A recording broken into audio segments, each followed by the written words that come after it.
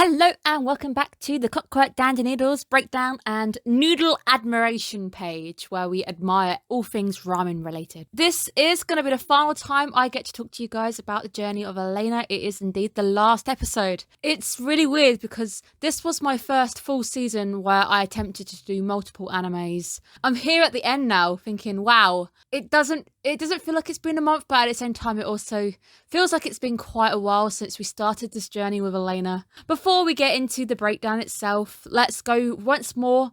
Make sure you guys are subscribed to the channel. There is the Winter 2021 video already up on the channel for the 4 animes I will be breaking down next season. Also, the top 3 anime of the full season, which is the king who is wearing the crown this season. Make sure you guys as well, we do have a Discord channel, a place where you'll get a notification when any video goes up on the channel. It's also a place I intend to be building from in the future as I get bigger as a channel. So it'll be easier to manage once there's a lot more going on the page. Righty-ho, I believe we can't delay this any further. We're going to go into the final episode. Episode 12, The Everyday Tale of the Ashen Witch. This essentially is Inside Out. I hope people actually get the joke here.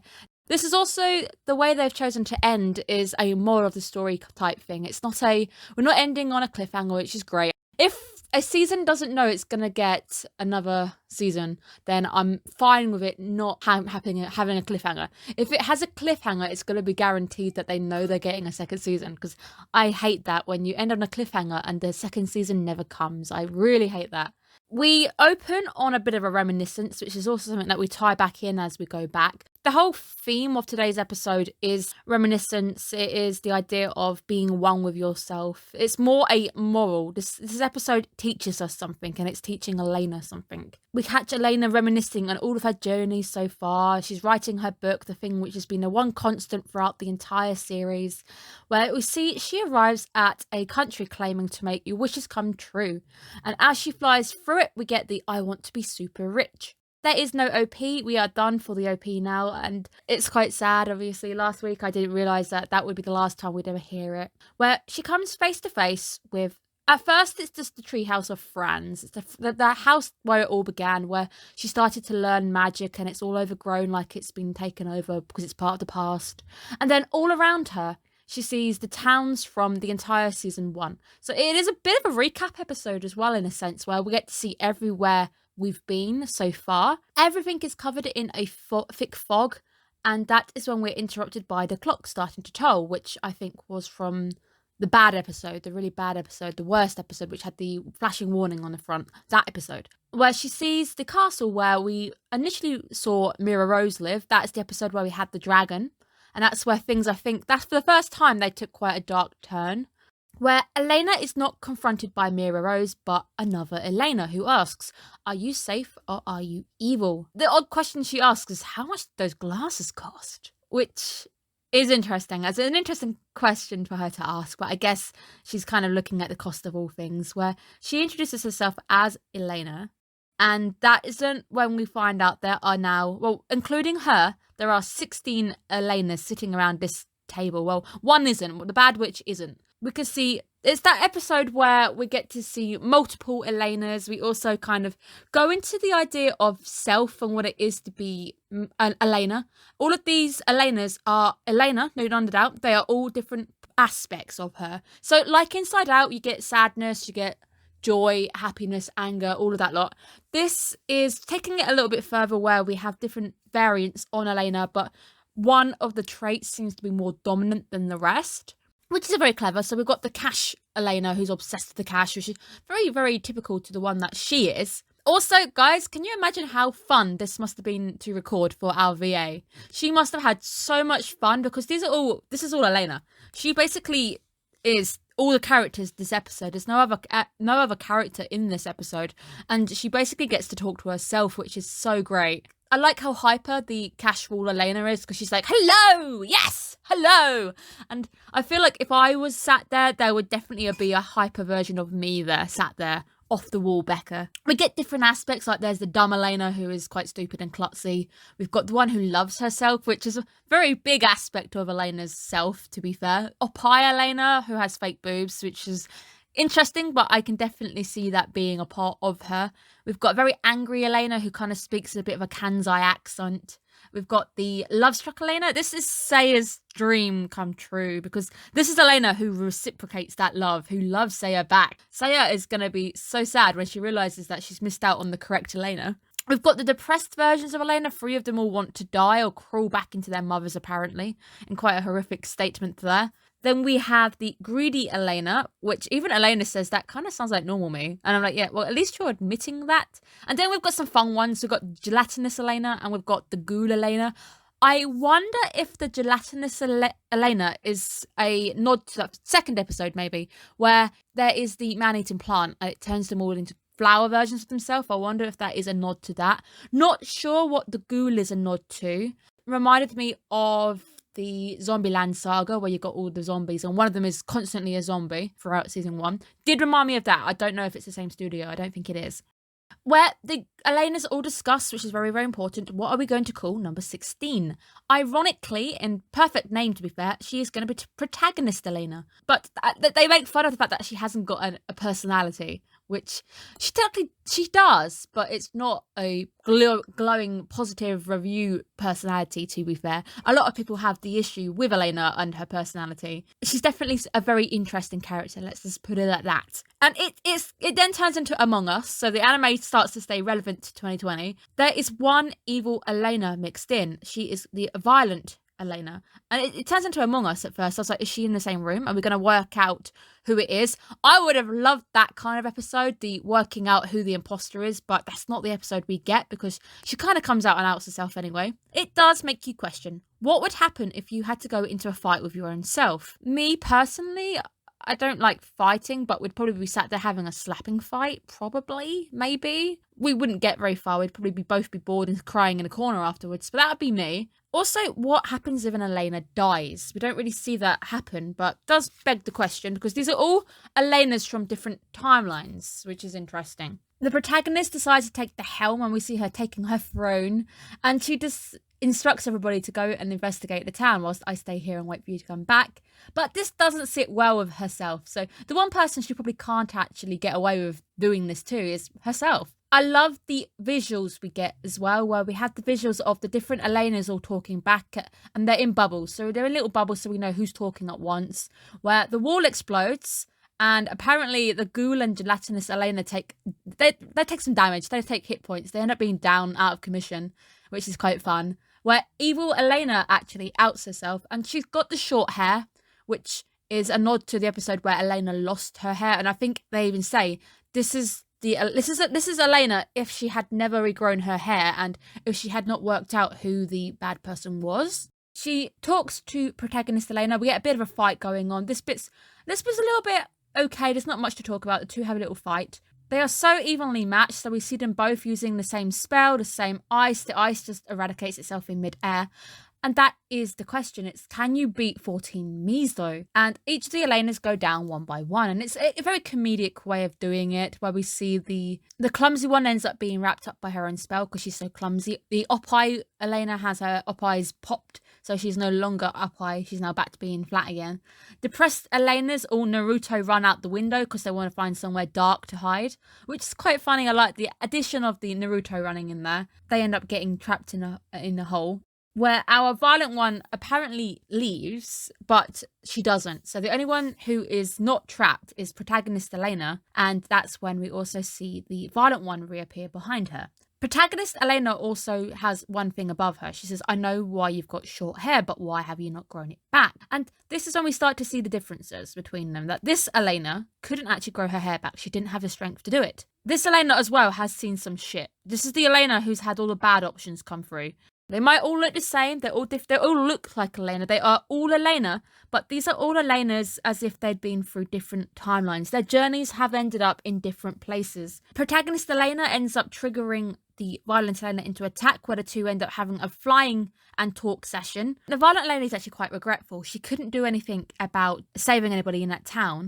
The town with the dolls, I believe, and then she starts to blame all the carefree Elena. So this is the self-loathing aspect of Elena. So we've seen her come out once, I think, during the entire series, but this is the Elena who does sometimes question what she's doing, does sometimes look back and call her, the one who called herself useless, it's that Elaina there. We see the two having a fight, but again, they are just so evenly matched because they're fighting themselves. This is our destructive Elaina, the Elaina who takes it out on herself, takes it out on her other selves. And she believes that her wish was to destroy all the carefree aspects of Elaina, and that is why she believes that she is there, and that's why she's ended up there to meet them all. Protagonist Elaina says that's only your wish, that's just you. They both end up using up all their magic. They simply can't beat themselves because it's the same person against themselves. Where they end up on the roof where Saya first tricked and met Elaina all the way back in that episode, where they end up having a nice little heart-to-heart, and it's quite nice now because this is technically our moral of the story kicking in, where protagonist Elaina tells her she believes that she is there to meet every single one of them because she wanted to see all the different outcomes that would occur to all the choices that she's ever made. And this is looping back to something we've seen in Elaina quite often. It's the multiverse theory. It's been mentioned once, and I believe that they are definitely adhering to the idea of the multiverse theory within the journey of Elaina. All of these Elainas are different Elainas who have made different choices. So whenever she's had an option, she's taken a choice, she is now interested to see what happens if she had taken a different option. So it's the same as well. It's a thing I think all of us have probably had this thought at one point or another, where all the Elainas want to see different versions of themselves. You must have at some point ever had a question, even if you were drunk, wondering, what would you be doing different if you'd made a different choice at a certain time? Like, I chose to go to university. What happens if I never chose to go? You know, there's many things. Or what happens if I never met that person? Or if I had dated that person? Or if I'd said yes to this person, said no to that person? I think every single person has a moment where they at least ask one of these questions. And I think that's what this episode's trying to tell us. These two end up making peace, and essentially that is the moral. She makes peace with herself. She accepts that part of herself, and she accepts that there's bad options and bad things happen, and there's good choices and bad choices. But that is the moral of today's episode, where you have to make peace with yourself to be able to move forward. And it's nice. We get a nice little kind of payoff where all the Elainas end up sharing their diaries with one another just to see what happened differently in their timelines. This is probably one of the most important lines for today's episode. We wrote our diaries to basically tell our mum about our travels, but do you want to turn this into a book someday like Nikki? But we're going to surpass the adventures of Nikki. And all the Elainas are in, they agree. And the title is, what should the title be? And I figured out the title immediately because it's the one that the anime uses. It's The Wandering Witch, which is perfect. The credits start to roll, but again, we don't really get our titles, our songs at this point, even though it is there in the background. Elaina asks Violent Elaina, what will you do now? And that Elaina says, I'm going to go and try and get my hair back and fix things. So she's given her a renewed outlook on life to go and refix things, go and give it another shot. Making peace with herself actually is what frees all of them from being in this place where she wakes up and she notices that she's back in her own time, her own timeline. And the title on the book, however, has changed. It is The Wandering Witch. So we know it's not a dream. She can never end up forgetting this, and she can't put it down to being a dream. She has to learn from this experience and take it forward. It ends with a question. As always, it's the question about who is this witch and who is it, and it's the typical Elaina question. We see a renewed optimism as she heads forward and she faces her future happily with a new optimism. Our end sequence, which is quite cool, is Elaina bumping into another witch. They end up swapping books. And this, I think, is foreshadowing season 2, if they do get one. Because the end line is, I would never know that we would end up travelling together in the future. And her name is Amnesia. Whether that means her name is just Amnesia, or we're going to have a section where she forgets who she is or something at some point. Very, very interesting. Or that witch might have amnesia. She reads her book and thinks that's her, perhaps. Because the book that Elaina was carrying was labelled to read tomorrow. So obviously that book is very important to Amnesia, who can't remember anything. So that's a bit of a 50 First Dates kind of scenario going on there. But that, I think, is our foreshadowed foreseeable season 2, if there is one. And that is the last script I will ever do for Elaina, at least season 1 anyway. is done. I've read it to you guys, and here I am now giving you my actual conclusion, what I think about the anime as a whole, and my overall score. So I was quite nice. I rounded it up. I technically gave it a 6.8, but I have rounded it to a 7 out of 10. I like Elaina. I thought it was quite interesting. The episodic feel was quite nice, and the fact that we did have an underlying plot going on was nice. Wasn't a big fan on certain points, and some of the episodes were a little bit okay at most. And there were a few episodes which didn't really feel like they were important. But in the long run, they are all important because they made Elaina who she was. I think I wanted to see her go back to her mum at some point, at least say hi kind of thing. But I didn't get that.